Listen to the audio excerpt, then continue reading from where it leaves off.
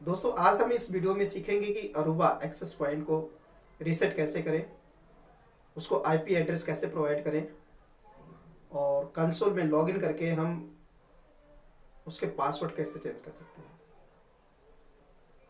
दोस्तों जब Aruba access point जब न्यू आता है तो उसमें कोई आईपी एड्रेस असाइन नहीं होती है।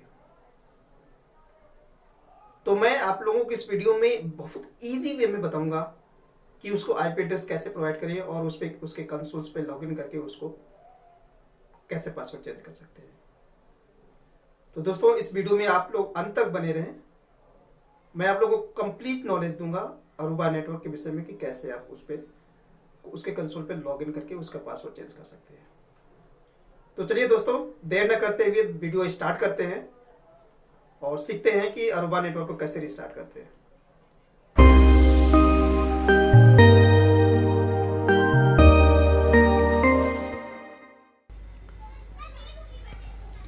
तो ये है दोस्तों Aruba network, Aruba access point आप देख सकते हैं जो कि किसी भी कंपनी में लगा होता है। ठीक है दोस्तों, और इसमें दो पोर्ट होते हैं, एक कंसोल का होता है और एक नेटवर्क का होता है। तो आप देख सकते हैं ये कंसोल का है और ये नेटवर्क का है।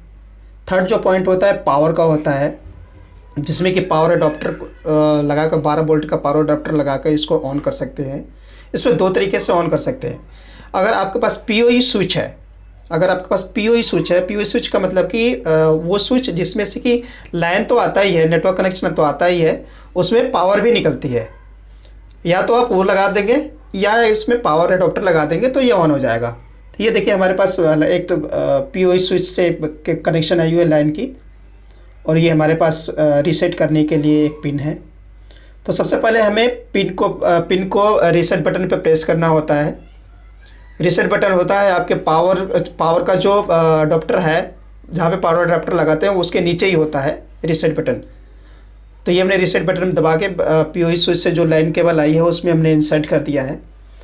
इसको 1.5 से 2 मिनट तक प्रेस करके रखते हैं, फिर इसको हम ओपन कर देते हैं। ठीक है, तो जैसे ही लाइन केबल निकालेंगे ये रीस्टार्ट हो जाएगा, मतलब शट डाउन हो जाएगा।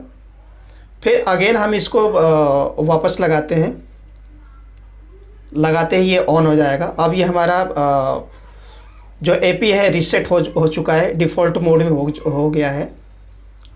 तो अभी हम आ गए हैं अपने लैपटॉप पे। ये हमारा डीएचसीपी सर्वर, हमारे नेटवर्क में जो डीएचसीपी सर्वर बना हुआ है, ये हमने डीएचसीपी सर्वर बनाया है। अभी देखिए डीएचसीपी सर्वर में जो 8 का सीरीज़ है, 172.16.8.0 के सीरीज़ का जो है नेटवर्क का, उसमें देखिए 3 ही अभी सिस्टम दिखा रहे हैं। ठीक है दोस्तों, अब कुछ ही समय में हमारे पास अभी जो हमने रीसेट किया है एपी को, उसको डीएचसीपी सर्वर आईपी प्रोवाइड कर देगा और यहाँ पे उसकी एंट्री आ जाएगी। तो लेट्स सी, वेट करते हैं दोस्तों। अब ये देखिए इसको टाइम लगता है थोड़ा सा, जब तक कि एपी रीस्टार्ट नहीं हो जाता तब तक यहाँ पे नेटवर्क में आईपी नहीं मिलता है। तो अप्रॉक्सीमेटली 2 से 3 मिनट आपको वेट करना होता है, यहाँ पे रिफ्रेश करना होता है डीएचसीपी सर्वर में, आपको आईपी मिल जाएगी। मतलब एपी को आईपी मिल जाएगी। एपी को आईपी मिली है 172.16.8.227। देखिए अब ये 4 एंट्री हो गई है इस पर। ठीक है, तो पहले 3 एंट्री थी डीएचसीपी सर्वर में, अभी 4 एंट्री हो गई, मतलब एक हमारे एपी को आईपी प्रोवाइड हो गई है। तो जो आईपी है 8.227, यहाँ पे हम HTTPS कोई भी ब्राउज़र ओपन कर लेंगे। मैंने मुझे मोजिला ओपन किया हुआ, तो 172.16.8.227 इसका डिफ़ॉल्ट पोर्ट होता है 443। आप चाहें तो लगाएं या चाहें तो एंटर कर दें, वैसे ही ओपन हो जाएगा। बाय डिफ़ॉल्ट ये पोर्ट ऐड हो जाता है। इसमें सिक्योरिटी का ऑप्शन आ रहा है, इसमें एडवांस पे क्लिक करके इसको हम ऐड करेंगे। ये सिक्योरिटी का ऑप्शन तब आता है जब आप HTTPS लगाते हैं। ठीक है, तो ये देखिए कंसोल इसका ओपन हो गया है। देखिए 172.16.8.227:4343 ऑटोमेटिक ले लेता है, और इसका डिफ़ॉल्ट यूज़र नेम होता है एडमिन, पासवर्ड भी एडमिन होता है। ये आपके सामने अरूबा का कंसोल ओपन हो गया है। यहाँ पे हम सेलेक्ट कर लेंगे अपना कंट्री। चूँकि मैं अभी इंडिया में बैठा हूँ तो इंडिया मैंने सेलेक्ट कर लिया यहाँ पे। ठीक है दोस्तों, तो बहुत ही ईजी वे में आप इसको कॉन्फ़िगर कर सकते हैं या आईपी एड्रेस प्रोवाइड कर सकते हैं अगर आपके पास डीएचसीपी सर्वर है आपके नेटवर्क में तो। और होपफुली हर सभी के नेटवर्क में डीएचसीपी सर्वर आज के डेट में होता ही होता है। तो आई होप कि ये वीडियो आप लोगों को पसंद आई होगी और यहाँ से कुछ आप लोगों ने सीखा होगा।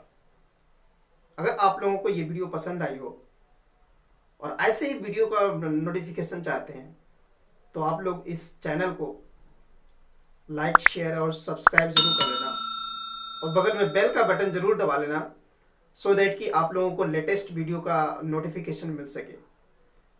तो इसी के साथ नेक्स्ट वीडियो में मिलते हैं। अपना ध्यान रखिए, ऐसे ही सीखते रहिए और आगे बढ़ते रहिए। Thank you so much for watching.